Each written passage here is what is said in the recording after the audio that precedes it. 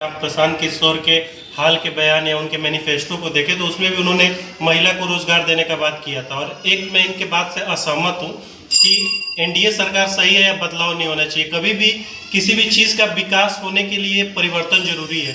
परिवर्तन ही विकास का एक नींव होता है। तो बदलना चाहिए था कुछ। अगर नया सरकार आता तो कुछ अपना नया पॉइंट ऑफ व्यू रखता, कुछ और अलग करता। यहाँ पे है कि अगर आप एक लो लेवल पे एग्जांपल लें तो एक थाने का दरोगा का भी 1 साल बाद ट्रांसफर कर दिया जाता है ताकि उस थाने पे करप्शन ना हो।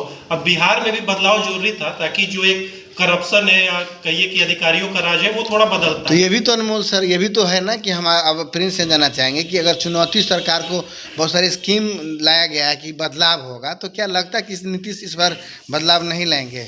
जो भी जैसे हमारा भाई ने बोला कि बदलाव हुआ है या आगे भी, जैसा कि तो जैसे इंफ्रास्ट्रक्चर हो गया या बिजली हो गया, ये अभी माफ है 125 यूनिट माफ है। तो ये मूल बुनियादी चीज़ है, ठीक है। इसके अलावा जो यहाँ से पलायन जो कर रहे हैं हमारे बिहारी वासियों, तो आने वाले समय में ये नहीं होनी चाहिए। ये उम्मीद हम लोग लगा रखे हैं कि यहाँ कारखाना जो बंद पड़ा हुआ है, जैसे चीनी मिल है या और भी बहुत कारखाने बिहार में बंद है, उसको एक्टिव सक्रिय होना ज़रूरी है। और भी अगर फंड यहाँ आने वाला है या फिर ऐसा कुछ उम्मीद रोजगार का, ये एक बहुत बड़ा मुद्दा हो सकता है, ठीक है। और मतलब बिहार को एक दशा दिशा बदलना चाहिए, होना चाहिए। अब ये उम्मीद लोगों का ये है कि अब आगे का 5 साल इस प्लेटफॉर्म पर काम किया जाएगा। मैं कुछ इस बारे में कहना चाहूँगा कि ये लोग जो कह रहे हैं कि मेट्रो बना, सड़क बना या बिजली आया, अगर इसको विकास कहते हैं तो दिल्ली में कभी सरकार नहीं बदलनी चाहिए। जो भी हाईटेक सिटी है उनमें कभी भी चुनाव होना ही नहीं चाहिए, क्योंकि विकास का अर्थ केवल इंफ्रास्ट्रक्चर डेवलपमेंट नहीं होता है। विकास का मतलब होता है how much import export, how much people gone employed, how much people per capita income provided by a government और a private individual sector. So in my point of view यहाँ पे विकास का मतलब जो लोग धारणा बना चुके हैं कि विकास सड़क बन गया, मेट्रो बन गया या फिर रेलवे आ गया तो उससे विकास होगा, तो इसको मैं विकास नहीं मानता। मैं विकास इसलिए मानता हूँ कि बिहार से बाहर के लोग भी बिहार में जिस दिन काम करने या 2 रुपए कमाने आ जाए उस दिन मैं विकसित मानूंगा।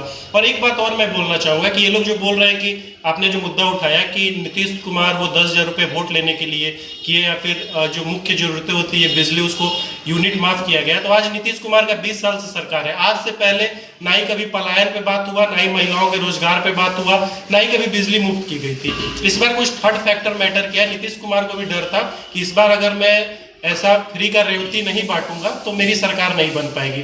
सो मेरे नज़र में ये तो क्या आपको लगता है इतना काम करने के बाद भी हमारे नीतीश सरकार में डर पैदा हुआ? डर तो पैदा हुआ, डर पैदा नहीं। मैं ये नहीं बोलता कि नीतीश कुमार ने विकास नहीं किया। नीतीश कुमार ने अच्छा विकास किया। जो लालू के समय में या फिर जिसको आप लोग जंगल राज कहते हैं, उस समय में बिहार जो एक गड्ढा में चला गया। जैसे कि भाई ने बोला कि दिल्ली के उदाहरण देखे कि वहाँ का जो भी प्रॉब्लम है, हमारा जो बिहार का प्रॉब्लम है, ठीक है, उस हिसाब से यहाँ का जो जेनुअल नीड है, ये मेन हम लोग का बिजली था, सड़क था शुरू में, ठीक है। ये आप अगर कर देते हो तो इसके बाद अगला कदम में आपको बहुत कुछ देखने को मिल सकता है सुशासन बाबू से, ठीक है। एक उम्मीद हम लोग लगा रखे हैं। और जन स्वराज का भी काफ़ी तारीफ करना चाहूँगा कि जैसे उन्होंने मेहनत किया, घूम घूम कर हर जगह अपना हर कुछ दिया, ठीक है, तो उनसे भी एक आशा उम्मीद था। अच्छा, एक सवाल है नीतीश जी से। नीतीश, अब हम आपके पास आएंगे, प्रिंस अब रुक जाएंगे सेकंड में, आपके साथ आना चाहेंगे कि आपका क्या सोच है? क्या हमारे बिहार में एक नया जो सरकार का जो है एक तरीका जो ज्वाइनिंग लेते हैं जॉब का, तो क्या on the basis of degree पे लेना चाहिए, on the basis of talent पे? नहीं, टैलेंट पे। तो अनमोल, आप क्या कहना चाहते हैं कि आज के समय में लोग पैसा दे के जॉब ज्वाइन कर रहे हैं और उसमें प्रतिभा डाउन होती है, क्या सरकार उसके लिए कोई कानून उठाएगी? कोई कानून उठाना चाहिए, एक्शन लेना चाहिए सरकार को। एक जो बच्चे टैलेंट बैठे हुए हैं, जिसके पास पैसा होगा तो वो नौकरी ले लेंगे, टैलेंटेड बच्चे बैठे रहेंगे।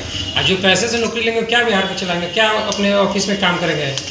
मेरा इस पे कहना है कि कभी भी इंसान को सैलरी या पैसे देखकर बेरोजगारी कैसे दूर होगा? अब आप लोग बताइए, बेरोजगारी कैसे? केवल हम सरकार को ब्लेम करेंगे, हम लोग खुद मेहनत ना करें, हम खुद लोग अपने आप पे डिपेंड ना हो, तो क्या सरकार के पास सक्षम है कि ये सारे जितने जनसंख्या हमारे बिहार में है, क्या सरकार में दम है कि सारे जॉब दे सकते हैं? नहीं आप युवा, आपका क्या राय है, क्या कहना चाहेंगे आप? मेरे पास इसका एक निष्कर्ष है। आपने पूछा कि बेरोजगारी कैसे दूर होगा, हम्म। इसका मैं सबसे सटीक और एक बेहतरीन उत्तर देना चाहूँगा, जो कि मैंने एक नोवेल में पढ़ रखा है और उसको पढ़ के मैं बहुत उस बात से प्रभावित हुआ था।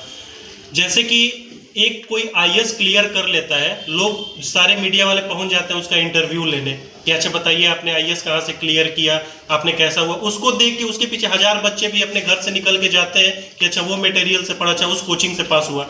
ये चीज़ को कभी भी मीडिया को प्रमोट नहीं करना चाहिए। अगर कोई एक आईएएस बन रहा है तो आपके जीवन में, आपके देश में कोई बदलाव होने नहीं जा रहा है। वो बदलाव केवल उसके पर्सनल जीवन में, उसके माँ बाप खुश रहेंगे, उसको एक सीट ले लिया।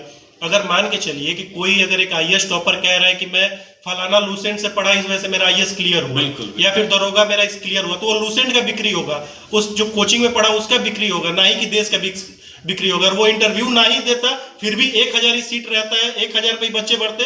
अगर वो दे रहा है फिर भी 1000 सीट पे ही बच्चे भरेंगे। तो इन सब चीज़ों को जो बढ़ावा, देखिए सब में एक प्रतिभा होती है, उसको एक इंटरव्यू को देख के उसके वजह से कितने लोगों का भविष्य खराब हो रहा है ये कोई नहीं देख रहा है। कितने सारे ऐसे बच्चे जिनमें कुछ और करने का प्रतिभा है लेकिन वो उसके पीछे दौड़ रहे कि अच्छा उसका वो लूसेंट पढ़ के आईएएस हो गया तो मैं भी उसी लूसेंट को पढ़ूंगा। तो ये एक मुख्य बेरोजगारी का कारण है कि लोग अपने टैलेंट को नहीं पहचानते हैं। Every person has a unique quality.